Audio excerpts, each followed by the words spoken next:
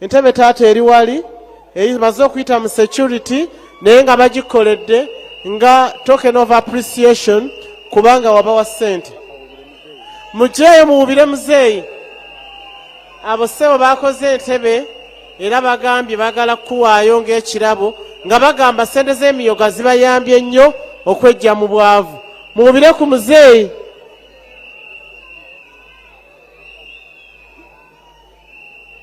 Muzeeyi ssente za PDM e Kawempe bakafuna 6.6 billion mu Kawempe division. Tulina parishes 22 era ssente ezo amayumba 666 houses 66,060 bebakafuna essente ezo. Era nga bonna kyemmanyi aba PDM abafuna ku ssente mubeeko ku muzeeyi muyimukeeko.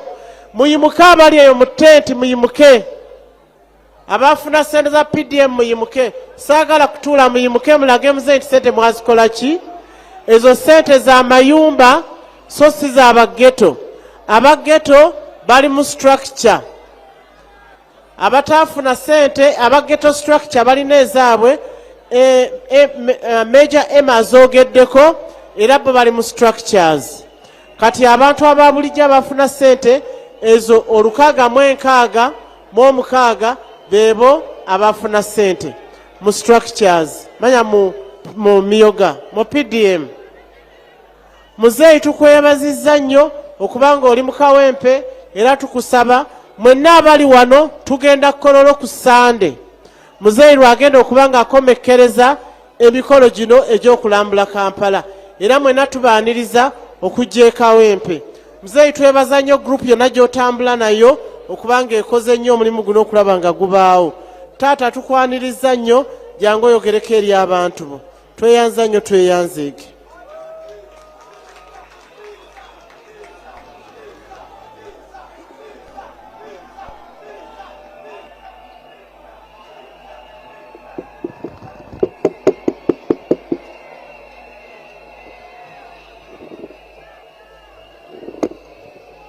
Abe Kawempe mbaramusiza mwena. Abe Kawempe mbaramusiza mwena.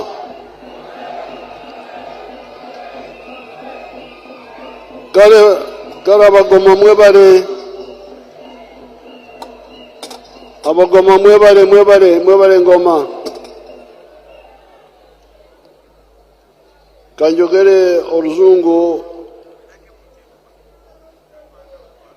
Seninda akyuse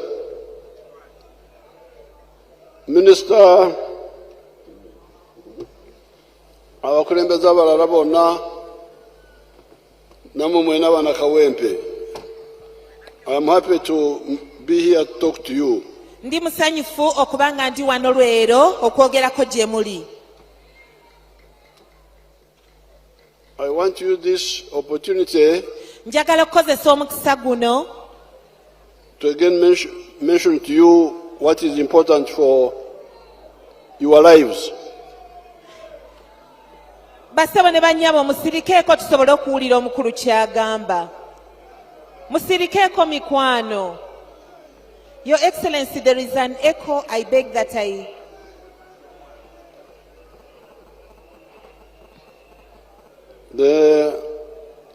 we are here to talk about things that are important for your lives. njagala okwongera okubabuulira ebintu ebigenda okubayamba. And also to help our country. And also to help our country. Era n'ebisobola okuyamba eggwanga lyaffe. The first one ekisookera ddala is peace. Gyemirembe.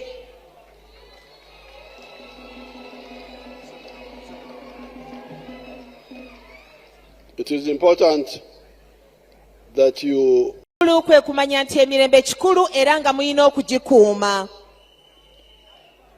Because peace is the one which will enable development to take place.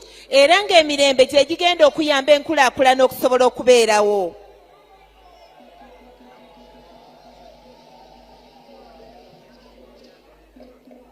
You can see how much Development is taking place in Uganda. Era ndowooza mulaba enkulaakulana ey'enjawulo gye tugenda tukolako mu ggwanga lyaffe erya Uganda. The houses which are being built, Amayumba g'enjawulo, the factories. amakolero. Let's see some of those factories. Sorry, what is that? Kurutimbi, let's see on the Kati mbadde nsaba abali ku screen basobole okubalaga amakolero ag'enjawulo.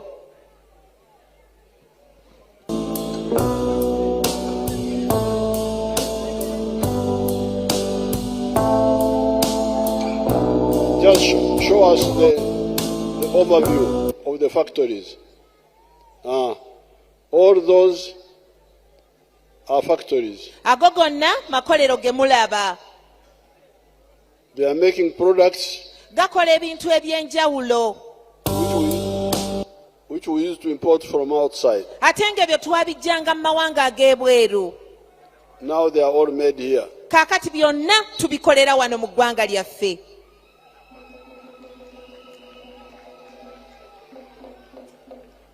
You can go in the rural areas and you see the farms in the rural areas. Kaakati bwe mugenda mu bitundu eby'enjawulo eby'omu byalo musobola ate naye okulaba ebiriyo. The farms. Musobola okulaba farms ez'enjawulo.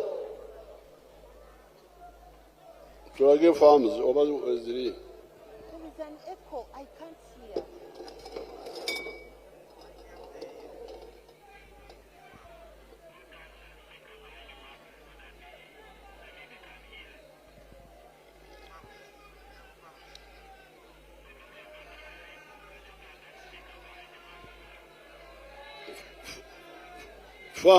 Farms.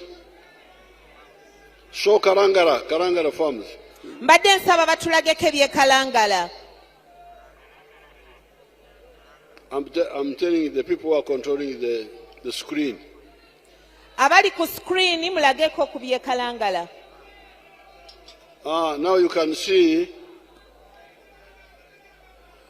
Kati bannange ndowooza mulaba ebiri ku screen, mulaba abantu baffe abeekalangala bye bakola. that is part of the farming.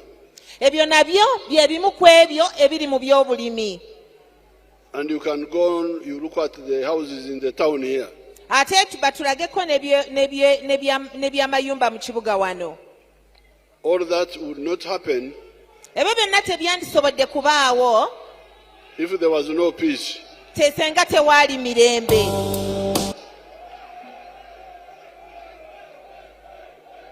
Now,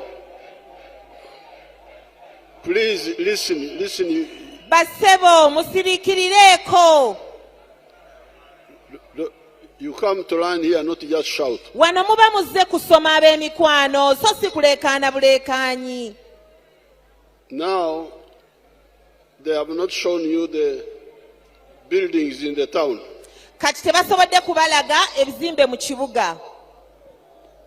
Nambi baleke, I will control them. Nambi, don't worry about them.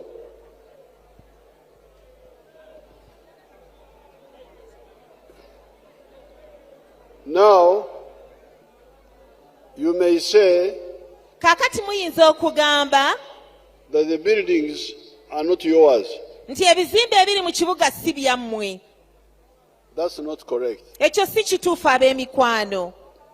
Any building in Uganda, Buli kintu kyonna ekiri mu Uganda I have got a share in it. I have got a share in that building. buli muntu mu Uganda ayinako omugabo. The building may not be mine. You can see those buildings. Ekizimbe kiyinza okuba nga si kikyo nga bwe mubiraba awo. Show us the building, the ones you had put there. Abali ku screen mutuyambe mutulage ku bizimbe ebyo. The ones you had just put. Ebyo bye mubadde musoose okuteekawo. Now you may say Muyinza okugamba that I don't own any of those buildings. nti nze sirina ku ebyo ku bizimbe ebyo tekuliko kyange, But you benefit from each of those buildings. naye ate muyina engeri gye mubiganyulwamu. How? Muganyulwamu mutya? Every bag of cement, every bag of Buli cement nsawo ya seminti which has gone into that building egenze ku kizimbe ekyo pays tax. esasula omusolo. Every ton of mitayimbwa Buli mitayimbwa egigendako pays tax. buli kimu kisasula omusolo. The other materials which go into that building pay tax. Era n'ebintu ebirala ebigendako byonna bisasula omusolo. It is that tax. Ate gwe musolo ogwo Njagala mundage omuntu omu, sagala babiri, sagala basatu, alina obulemu bwa polio wano kati. Oba wali. taata ayagala okulabako omuntu omu wano, sayagala basatu, Njagala kulaba omuntu omu, sagala babiri. ayagala omuntu omu omulwadde wa poliyo. Ali wano taata, ali wano muzeeyi. Owa polio. Yazaalibwa ddi? Nga yafuna poliyo. Mama wazaalibwa ddi? 1970. Yazaalibwa mu 1970. Mu 1974. 74. Essebo. Oyo mwana wa UPC. Kati bano be baana ba UPC nga taata bw'agambye. Oyo mwana wa UPC si mwana wa NRM. Aba UPC be balina polio. Naye abange tebalina polio. Njagala owa polio kubanga twatandika okugema 97. Okuvaawo njagala mundage owa polio. Taata abuuza nti okuva mu 1997 tulageyo owa poliyo bw'aba gyali. Tebaliyo oba webali abazadde baabwe, their parents did not bother to take them for immunization. In case bwe baba gye bali kitegeeza abazadde baabwe tebatwala buvunaanyizibwa. Kubatwala kugema. Tebatwala buvunaanyizibwa kutwala baana baabwe kubagema. So the money for immunization, N'olwekyo sente z'okugema is the tax money from being paid by those buildings. The money for immunizing our children esente ez'okugema abaana baffe is from those taxes ziva mu egyo emisolo paid by those buildings. egisasulwa ebizimbe ebyo bye mulabyeko. You see that lady who had polio, ng'ono omukyala gwe mulabye eyalwala ku poliyo, she's a Ugandan. She's a Ugandan. ali mu Uganda. Muna-Uganda. Muna-Uganda. But she had polio Naye alina poliyo because there was no immunization. kubanga teyagemebwa. So therefore, N'olw'ensonga eyo bannange, understand that it is peace mukitegeere nti bwe wabeerawo emirembe, which has brought the factories, emirembe egyo ne gireeta amakolero, brought ne gireeta enguudo, the buildings, ne kireeta ebizimbe, built by materials which pay tax, ebintu ebyo byonna bisasula emisolo. and it is the tax that we use to support you. Ate ng'egyo emisolo gye gituyamba okukola ku ebyo ng'ebyokugema. Therefore, n'olw'ensonga eyo when you support peace, n'olwekyo bwe muwagira emirembe you are supporting yourself. mwewagira mwekka era mweyamba mwekka. And if you want to know lack of peace, njagala okubasaba twagale emirembe. you can go to any of the countries which have no peace. You can go to any of the countries which have no peace. Osobola bw'oba oyagala okumanya omugaso gw'emirembe gendako ko mu nsi endala ezitalina mirembe lw'ojja okutegeera kye twogerako. So this is number one. Kati bannange eyo nsonga emu. The second one Ensonga ey'okubiri is development. y'enkulaakulana. These are the roads. Mwe muli enguudo. Show them the roads which are. Ali ku screen tulage ku nguudo. Enguudo ezo muziraba. Those roads, the electricity, Enguudo ezo ze mulaba, amasannyalaze, the telephones, amasimu, the internet, ebyo ebyakalimagezi, the piped water amazzi amayonjo, are all part of development. ebyo byonna ensonga ey'okubiri ab'emikwano gye nzikaatiriza. But Naye what you need to know kye mwetaaga okumanya is that even if you have got a tarmac road nti ne bw'oba n'oluguudo lwa koolaasi in your area, mu kitundu kyo, at night, ekiro you are not going to sleep on the tarmac road. togenda kwebaka ku luguudo lwa koolaasi. You must go to your own house. Olina okugenda mu nnyumba yo. And when you go to your house, Naye ate bw'ogenda mu nnyumba yo, you will find there the problems you left in the morning. era ojja kusangayo ebizibu bye waleseeyo ku makya ng'ovaayo. So that's why the NRM, Y'ensonga lwaki ekibiina ky'NRM from the beginning, okuviira ddala mu ntandikwa advised all people efubye okulaba ng'ekunga abantu n'okubawa amagezi that please nti bannange add another word, mugateeko ekigambo ekirala. obugagga, Kyekyo taata, wealth. obugagga. We always advise you Buli kiseera tubawa amagezi that each home must have wealth. nti buli maka gandibadde galina obugagga. And we have been sending money for the last Tubadde 30 years tuweereza ssente to make you develop wealth in your okusobola homes. okulaba nga musobola okukola obugagga mu maka gammwe. I have never got free money from the government. Nze nga bwe mundaba sifunanga ku ssente za bwereere okuva mu gavumenti.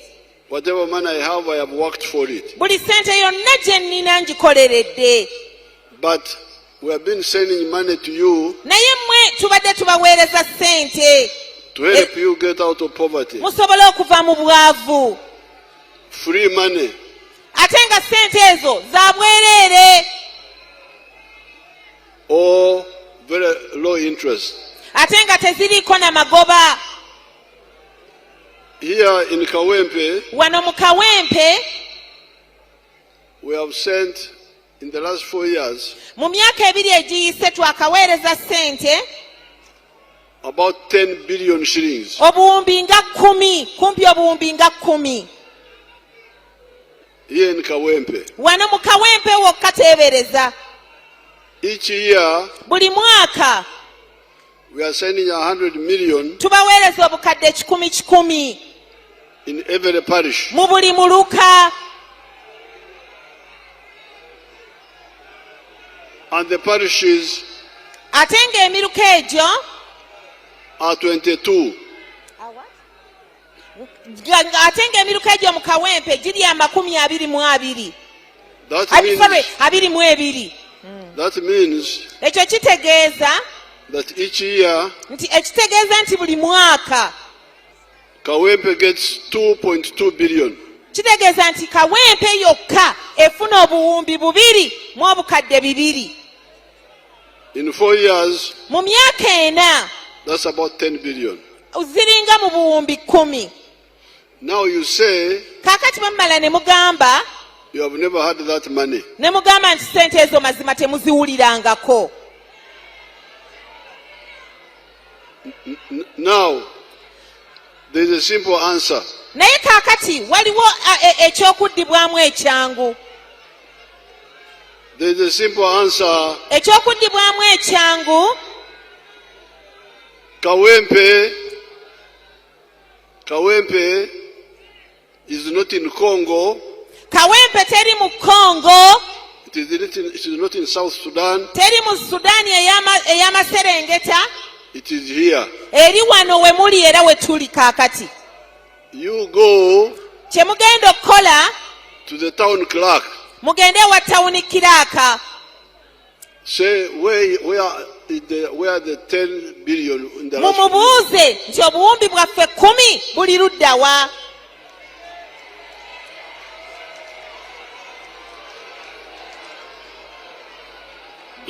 So don't say tetuziraba. You go and check with the town clerk.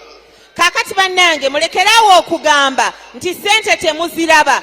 Mwe kye muba mukola kugenda kuzibuuza awatuufu we zituukira. You don't need a passport. Temwetaaga na paasipooti okusobola okugenda okunoonya tawuni kiraaka. The town clerk is here. Tawuni kiraaka ali mu mmwe wano. This money comes through the parish chiefs are involved. Ate sente ezo n'abaami baffe ab'emiruka nabo bazimanyiiko era ziyita mu bo. Although the money goes to the beneficiaries, Nankubadde sente ezo zigenda eri buli muntu kinnoomu. but the Muruka chiefs know, Naye abaami ab'emiruka abo bazimanyi bulungi, and the town clerk should be knowing. ate ne tawuni kiraaka ateekwa okuba ng'amanyi bulungi. And I now, Era kaakati but we have got RDC here. RDC oba RCC. Where is the RDC? RCC wa wano waali The one of Kawempe. ow'e Kawempe mwami Haji Njuki. Njuki. Njuki.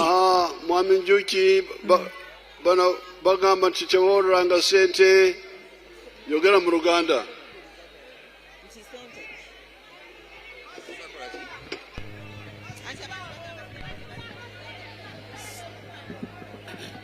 Oweekitiibwa Pulezidenti ssente bazifuna kubanga buli muntu empapula ze baleeta zisayiningirawo.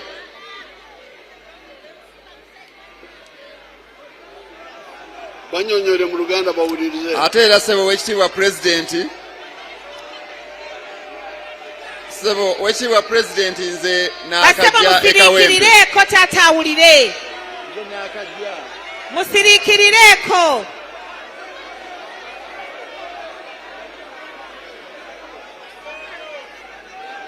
Halo? Muwulirizeeko bambi taata awulire kye mugamba. Musiriikirireeko. Yogera Njuki. Oweekitiibwa Pulezidenti, okimanyi bulungi ssebo era naawe nti nze naakajja e Kawempe.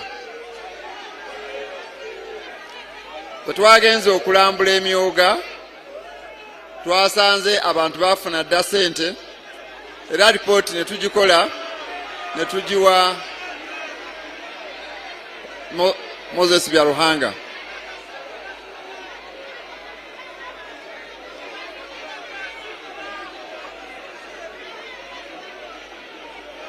Kati.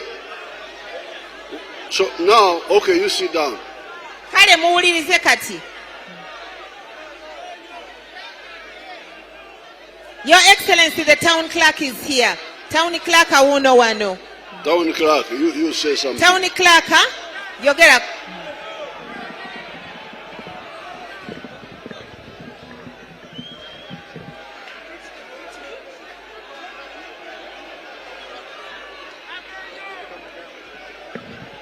Oweekitiibwa President Town Clerk ye yaliwo era ssebo kannyonnyole ensonga eyo.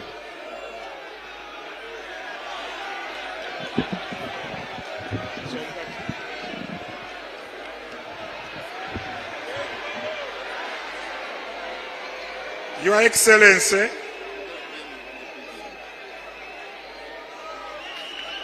Your Excellency, Kawempe Division yakafuna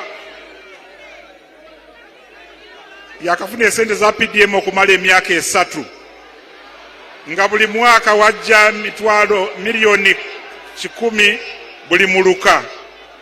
Kitegeeza twakafuna emilioni 6 n'emitwalo 600 era buli muluka tulina emiruka 22 buli muluka twakafunayo abafunamu 3 emyoga tulina emyoga 12 era buli mwoga gwafuna emitwalo 3 kujjako omwogo gw'abakulembeze gwe gwafuna emitwalo gwe gwafuna milioni 5. Waliwo emyoga egyakola obulungi era nejongezebwa emilioni 2 buli mwoga. Bwe bityo bwe byatambula, Your Excellency. So, sit down. You can sit down. Now,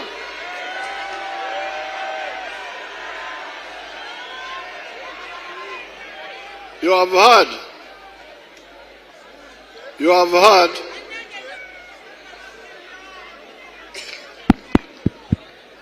bannange ndowooza kati muwulidde.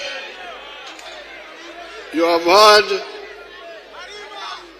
that your area muwulidde nti ekitundu kyammwe has got about 7 billion shillings. kyakafuna obuwumbi nga 7. The town clerk is here. Town clerk ali wano mumulabye. He has told us atugambye that about 7 billion shillings has come here for PDM. nti kumpi obuwumbi 7 bwe bwakagenda mu programu yaffe ya PDM. If you divide kati ezo bw'ozikubisaamu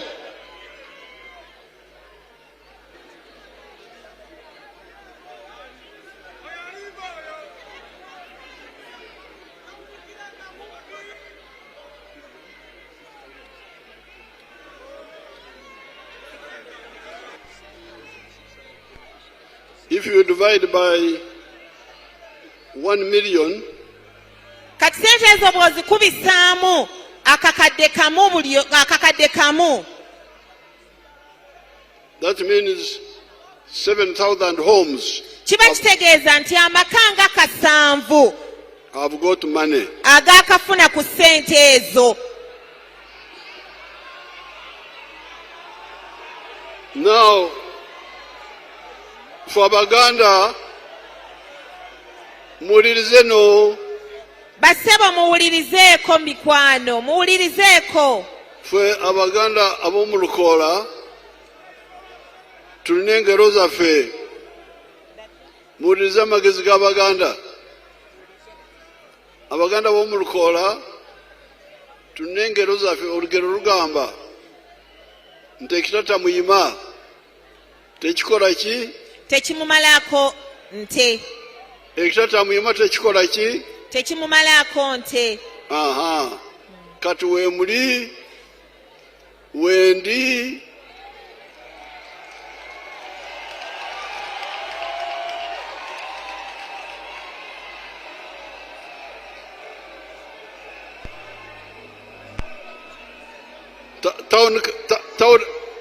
town clerk wali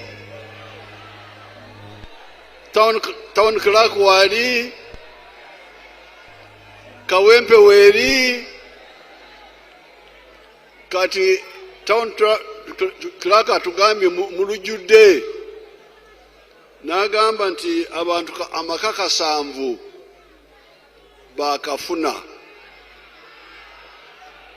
Kati bw'okubisamu emiruka 22 kitegeeza nti buli muruka nga bw'agambye amaka 318 gakafuna buli muruka. Kati mulonze Madina Nsereko ne mulonda Nambi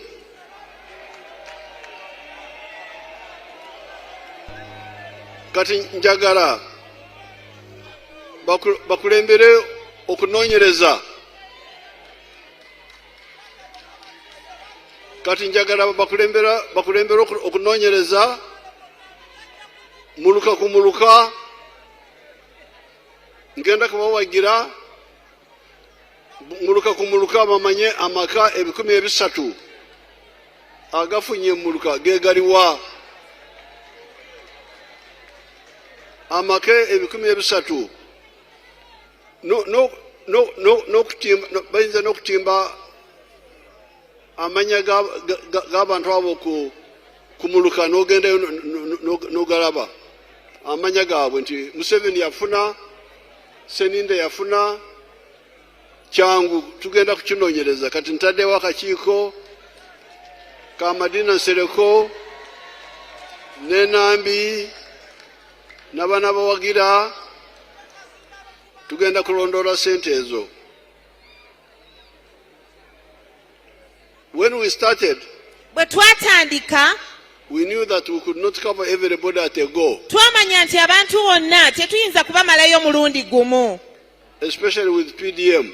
naddala mu nteekateeka eno eya PDM. Now PDM, I was insisting on 1 million. Kubanga zo eza PDM nali nemedde kakadde kamu buli maka. Because it was mainly for agriculture. Kubanga zaali za kuyambako naddala mu by'obulimi n'obulunzi. Now we knew that,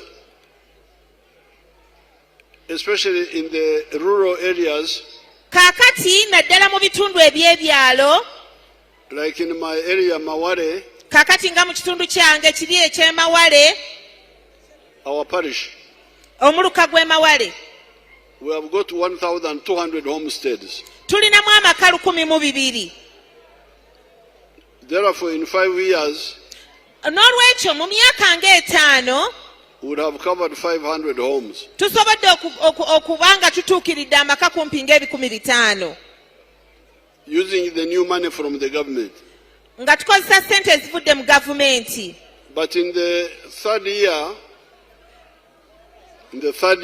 Naye mu myaka etaano, mwaka ogwokusatu, mu mwaka ogwokusatu, the ones who got first, abasooka okufuna we returned the 1 million.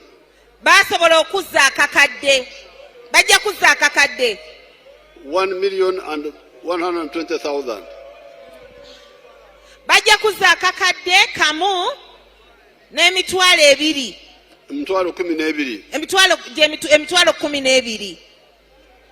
That means Ekyo kitegeeza that in the third year, mu mwaka ogwokusatu, the ones who pay back, mu mwaka ogwokusatu nga abo abasasudde they will bring another 100 million. ate nabo bajja kuba bakomezaawo kumpi obukadde 100. The second, the fourth year, another 100 million. Ate omwaka ogwokuna era obukadde obulala 100.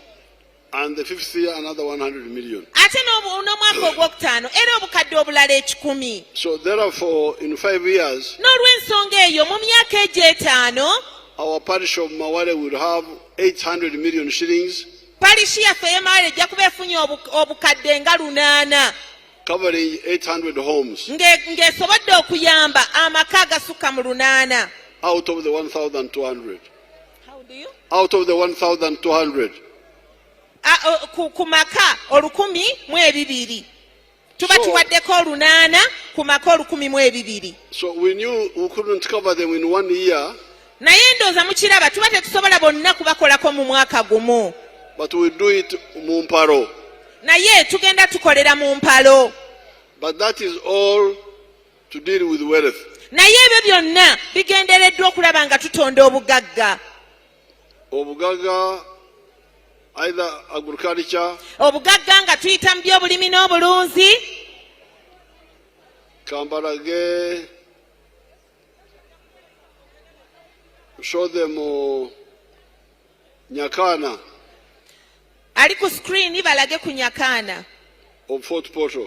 Balage ku Nyakana we Fort Portal.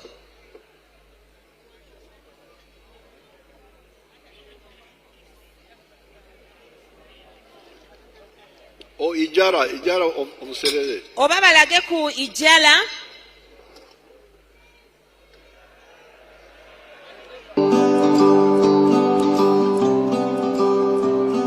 Hello, my name is Joseph Ijala.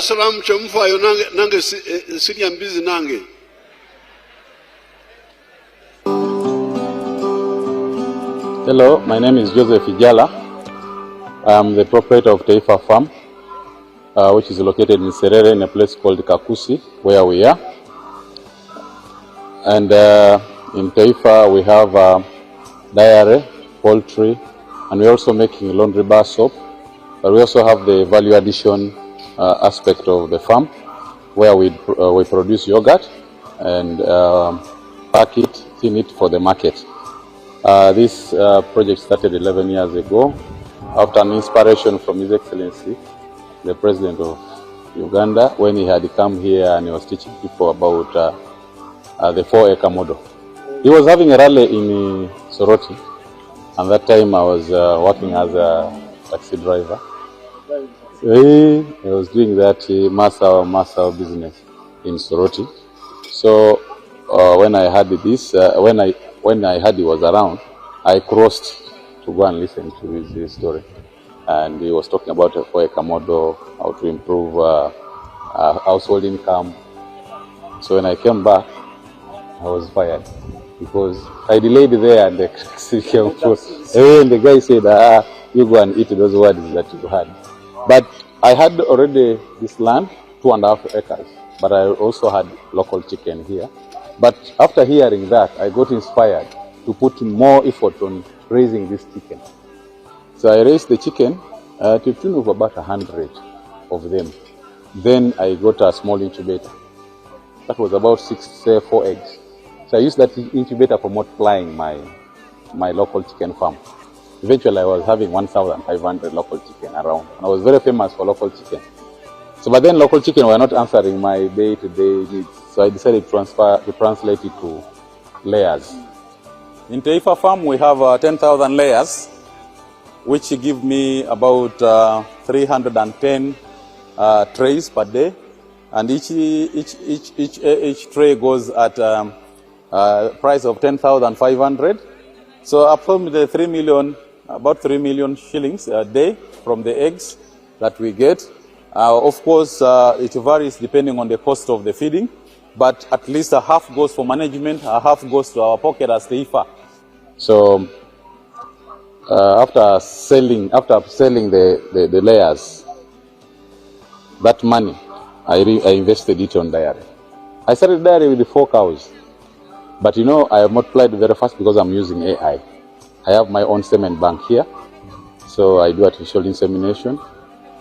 And then I also got a vet who was able to train some of us here with the veterinary knowledge. I think he's even here, that gentleman there. So this young man, Ijara, N'olwekyo omwami oyo gwe mulabye Igara started about 12 years ago. yatandika emirimu gino emyaka nga 12 egiyise. After listening to my message in Soroti. Ng'amaze okuwuliriza okusomesa kwange n'eddoboozi lyange. And he's using 2.5 acres. Akozesa yiika 2 zokka n'ekitundu. You heard that from eggs alone. Ate ng'afuna ssente mu nkoko mu magi. Goka. Mu magi gokka. He gets 3 million shillings a day. Mu magi gokka afunamu obukadde 3 buli lunaku. And then if you add milk, kati bw'ogattako zajja mu mata, he gets more than 1 billion in a year. afuna kumpi akawumbi kalamba omwaka. And if you deduct costs, Na bw'abaggyeko bino byazzaamu mu bizinesi, sente zazzaamu, he remains with 800 million. asigaza kumpi obukadde nga 800 omwaka. Now, you can say this one has gone far. Kale nno mwe muyinza okugamba nti oyo agenze wala. Katulabe Rashida Naye kati njagala mbalage omukyalo omulala gwe bayita Rashida eyakatandika. Ow'Ebutambala. Amanya gange yenze Namubiru Rashida, omutuuze w'ekyalo Kasaka, District Butambala, Gombe Town Council. Nze omu ku baasookera ddala okuganyulwa mu ssente za PDM mu sako yaffe baali bagiyita Kasaka Enterprise Group Gotire yalingi. Kakati ssente nazifuna ku simu, message yajja nga nfunye 1 million. Kati nensanyuka nnyo ne ngamba yiri yaddala bino ne nkubira ku chairman wa PDM. Chairman n'angamba byaddala mzee abawadde ssente. Nenziruka ku Centenary Bank nenzijjako nenfuna 9,914. Kakati nenkoma wewaka nensooka nenkola research we wali embuzi ennungi.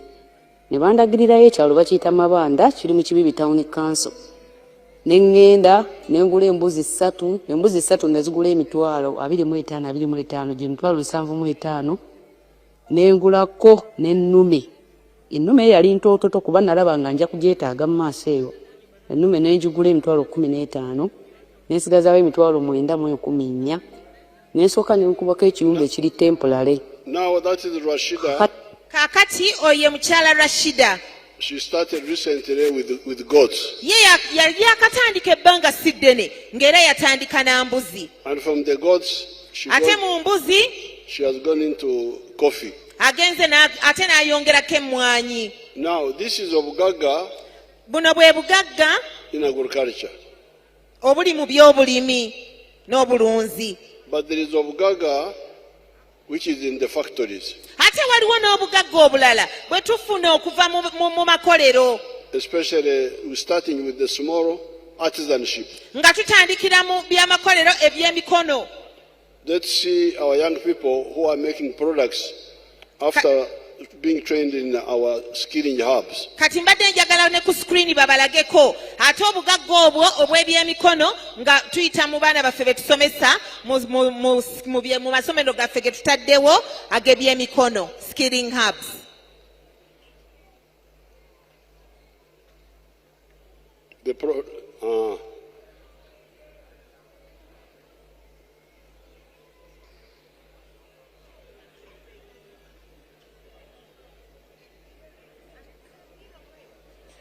Those are products ebyo bye bimu ku bikolebwa by our young people ebikolebwa abaana baffe abavubuka baffe whom we train for only 6 months. Bye tusomesezza oba be tusomesa emyezi 6. And they make products bakola ebyemikono ebyo ebyenjawulo which we have been buying from Dubai, from India, from China. Bye twagulanga e Dubai, e China. Now this is wealth for them.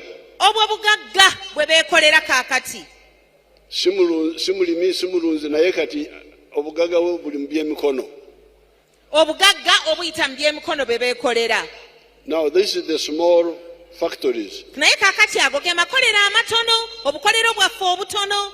They are the big factories. Let's see the big factories. Naye ate tulina n'amakolero amanene nago agaleeta obugagga. Ali ku screen tulage ku makolero amanene. Now that is Obugaga, big Bugaga. Kaakati obwo bwe bugagga ate bwe tujja mu makolero amanene. Now we have started with the word peace. Kaakati bannange mujjukire tutandise n'emirembe. Development. Ne tudda ku nkulaakulana. Enguudo n'ebirala. Enguudo n'ebirala ebyo bwe bityo bye njogeddeko. Obugaga. Now we want to add another job. Naye kaakati ate njagala another word. Kati njagala tugatteko ekigambo ekirala. Emirimu jobs. Jobs, where do they come from? Emirimu gigenda kuvaawa. Kambalage gwe bayita bya mukama.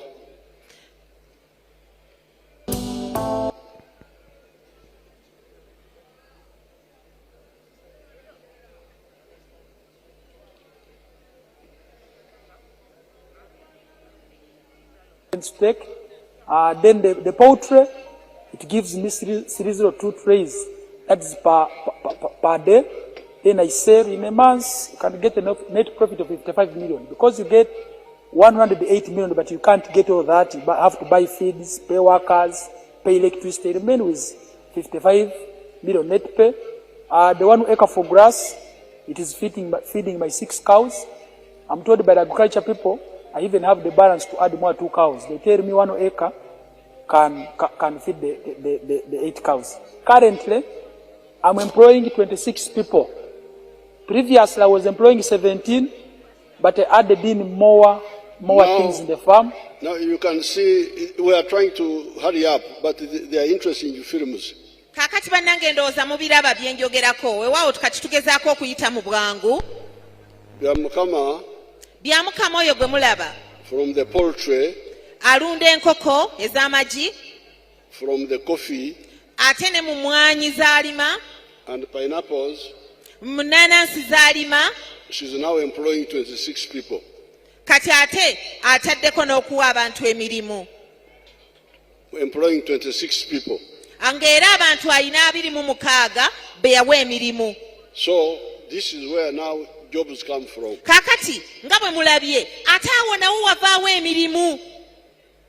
Now this is the small ebyemikono. Kakati ebyo bannange byembalazeeko bitonotono. Let's say the big factories. Waliwo emirimu emirala gye tujja mu makolero amanene.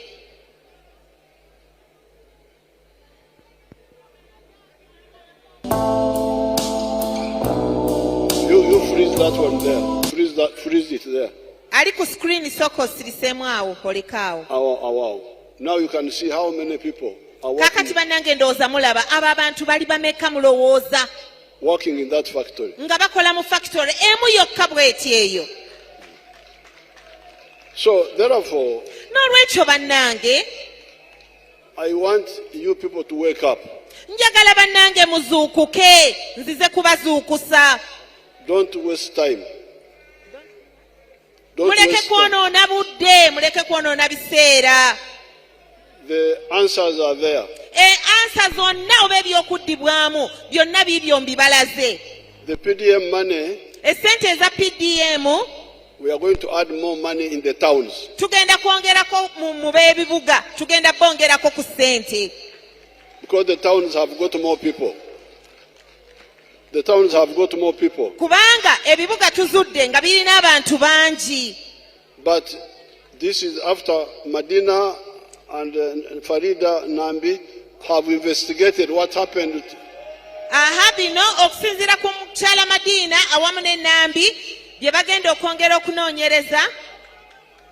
But in the meantime, naye mu kiseera kino, when I heard the cry, when I heard the cry, bwe nawulidde omulanga gwabwe, I had another program for the ghetto. mbadde nnina enteekateeka endala eri abaana baffe aba ghetto. To add to the PDM money which is there. Ate nabo tubongere ku ssente eza PDM eziri eyo. But I said now let's start with 100 million. Naye mbadde ngamba katusooke tutandike ne million 10 per division. Buli division. And when I came here, naye bwe nazze wano, I saw some people giving testimony how they benefited. nalabye abantu abamu nga bawa obujulizi. But let me see whether there are some who are on the screen. The ones of today. Waliwo abawadde obujulizi leero. Naye kirabika tebaliiko ku screen, Your Excellency. It seems they are not on the screen. They are not yet naye there. bali wano, we bali wano, in person. The ones who Oh, got... si be bano, these are not the ones. So, those ones, the 100 million I gave seems to have already gone to some people. Kakati benawaako miliyoni 10 kirabika already nabo bagenze mu maaso. So what I'm going to do Kati kye ngenda okukola is to boost up the ghetto money. kwe kwongeramu amaanyi mu ssente eza ghetto.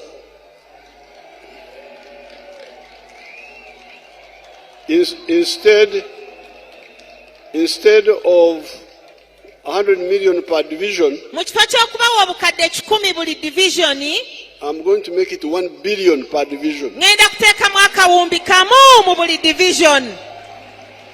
So in the whole of Kampala, I will provide 5 billion. N'olwekyo Kampala yonna olw'okuba erina divisioni 5 kitegeeza nja kuteekamu obuwumbi 5. But this is for the ghetto. Naye ng'ezo z'aba ghetto. Naye katawo weewuunya kubanga omugeto n'akateekamu obukadde 1,000 bwokka buli division. Naye kati ndaba abantu abawerako bafuna. Naye jjukira eza PDM nyingi okusingira ddala zino eza ghetto. So katulinde omulimu gwa Madina na Nambi bagenda kutegeeza sente ezo gye zalaga. N'olwekyo, therefore, n'olw'ensonga eyo, listen carefully and let's move. mbadde mbasaba bannange mutege amatu muwulirize tusobole okugenda mu maaso. I spoke with your leaders. Nga tutandikira ku bakulembeze bammwe, I advised them on how, once we want to support the poor people, bwe tuba twagala okuyamba abantu baffe abali mu bwetaavu, we must constrain some of the expenditure which is just for administration. tuyinza okugezaako okulaba nga tukendeeza ku nsimbi ze twonoonera mu byasimanyi administration. You can find people say we want more districts. Sorry? You can find people saying more districts. You can find people demanding for more districts. Okay, tusobola okufuna abantu 5 demanding for new districts. Oh, okay. Okusinga okwonoonera ssente mu madistricti amapya abantu ge basaba sebo tuwe district empya. Kati mu kifo ky'okwonoonera eyo ssente mu administration ezo tuziteeke mu kukulaakulanya abantu. Because if you create new districts, kubanga buli lwe tugenda nga tutonda amadistricti amapya, you have new RDCs, muba mulina okuteekawo ba RDC abapya, new cows. mubateekewo bakaawa abapya oba batawuni kiraaka. All those are taking money. Abo bonna baba batwala ssente. Songa nandiyagadde sente ziriwo zigenda mu kusomeseza abaana b'abanaku bwereere mu masomero. Ate endala tuziteeke mu PDM. N'olwekyo ekyo nakyo mulina okukitegeera ne muvaayo ne muwagira engabula ennungi. You should come up and speak so that you support fair distribution of the national cake. N'olwekyo bannange muyina okutuwagira, muyina okumpagira okulaba nga tuteekawo enteekateeka ey'okulaba nga tugabanya bulungi ebyenfuna by'eggwanga. So kale mwebale naye ku luno mulonde ababaka ba NRM, mbadde mulonda ba opposition bagenda mu parliament kulya sente obuli. Mwebale kubagagawaza naye ebyamwe tebabibanja tebalondoora. N'olwekyo ensonga eyo mugitereeze. You should sort out that issue of leadership. Ensonga eyo ey'obukulembeze obwabo abaana abakiikirira bannange kati eri mu mikono gyammwe mufube okulaba nga mugitereeza. Now ekisembayo abasiraamu mu nsawo yaabwe ngenda kuteeka $3 mu nsawo yammwe. Abasiraamu bakadde baffe taata bateeredde obukadde 3 mu nsawo yammwe. Bazibaweereze kati. Bazibawe kati.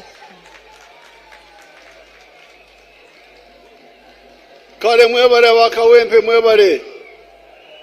NRM jju NRM juu juu. Katonda ababeere. LC1 Chairman, Your Excellency. Sebo Your Excellency, Ssentebe wo ow'ekyalo.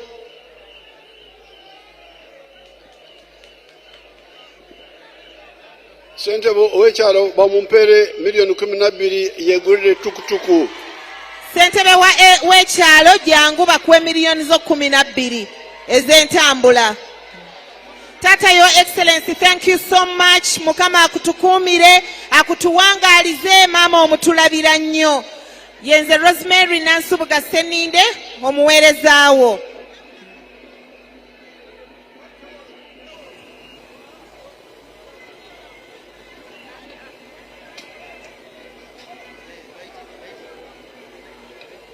Tuyimba anthems wetumala anthems.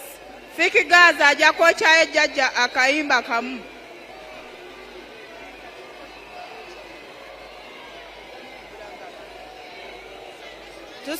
Anthems DJ, then after Fiki Gaza ajja kwokyayo ejjajja akayimba nga bwagenda.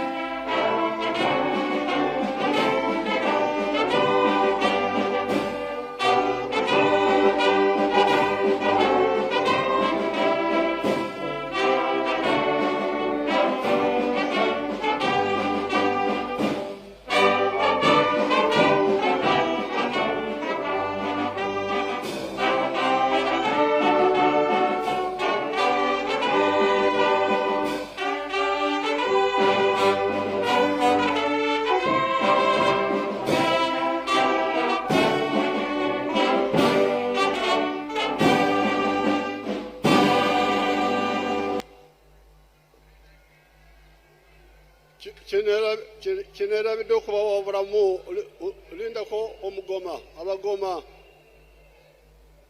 Kinerabidde okubawa obulamu kyekigambo eri abantu abangi nga bwe tuli wano. Basi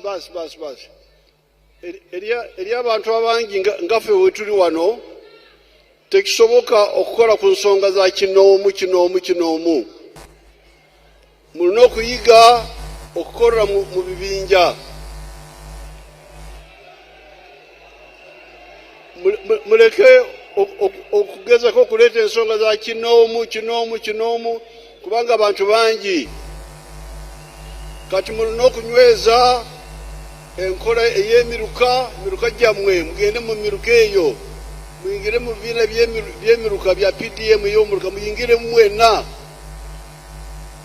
muyingire mu ghetto structure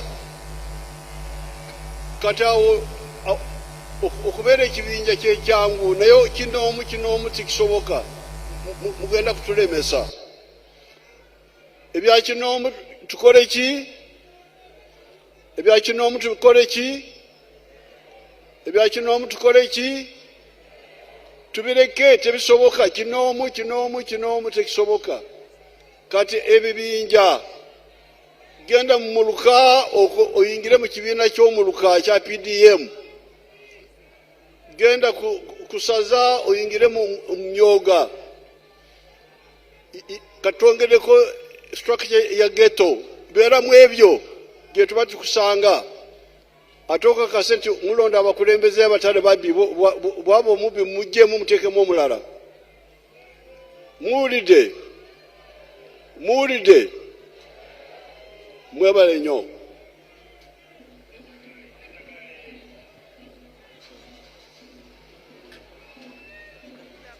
che abana b'e Gaza muliwa Muzeeyi oye who is the gala yagala banana oyazole yagwe numbagana fe tuli b'e Gaza faza ne bapasa tubadaza wanji muzeeyi nga tona bakusimbula muzeeyi naffe ng'abayimbi abato twekozeemu omulimu muzeeyi ne tukukolerayo akayimba akagenda okukola ne Scorpion Shaba jangu wano Scorpion Shaba Gaza muzeeyi twakolera akayimba ke kagenda okukola mulaale mpaka ng'oyiseemu muzeeyi ebiralo litulaba amadda ng'oyiseemu muzeeyi era tuteeke mu bajeti y'omuzeeyi ne muganda wange ono Scorpion Shaba kimala muzeeyi